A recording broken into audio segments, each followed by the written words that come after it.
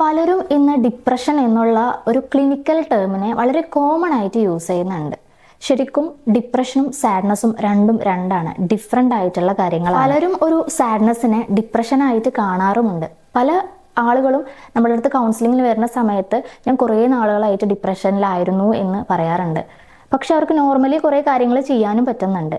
അപ്പോൾ ശരിക്കും പറഞ്ഞാൽ ഡിപ്രഷനും സാഡ്നെസ്സും രണ്ടാണ് എന്ന് വേണം നമ്മൾ മനസ്സിലാക്കാൻ. സാഡ്നെസ് എന്ന് പറയുന്നത് ഒരു ഹ്യൂമൻ ഇമോഷനാണ്. അതായത് നെഗറ്റീവ് ആയിട്ടുള്ള കാര്യങ്ങൾ നമുക്ക് കേട്ട് കഴിയുമ്പോൾ അല്ലെങ്കിൽ നെഗറ്റീവായിട്ട് എന്തെങ്കിലും നമ്മുടെ ലൈഫിൽ സംഭവിച്ചു കഴിയുമ്പോൾ കുറച്ച് നാളത്തേക്കെങ്കിലും നമുക്ക് അതിൻ്റെ ഒരു സങ്കടം ഉണ്ടാവും. പക്ഷെ നമുക്ക് നമ്മുടെ കാര്യങ്ങളെല്ലാം തന്നെ ചെയ്യാൻ പറ്റുന്നുണ്ടാവും.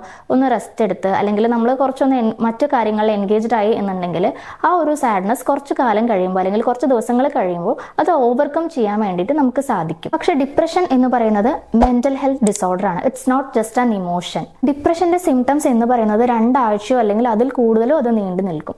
അതായത് ഒട്ടും പ്രതീക്ഷയില്ലാതെ, ഉറക്കമില്ലാതെ, വിശപ്പില്ലാതെ, നമ്മുടെ കാര്യങ്ങളൊന്നും നമുക്ക് കോൺസെൻട്രേറ്റ് ചെയ്യാൻ പറ്റാതെ, ഒരു ക്ലിയർ റീസൺ പോലും അറിയാതെ നമുക്കുണ്ടാവുന്ന ഒരു സിറ്റുവേഷൻ ആണ് ഡിപ്രഷൻ എന്ന് പറയുന്നത്.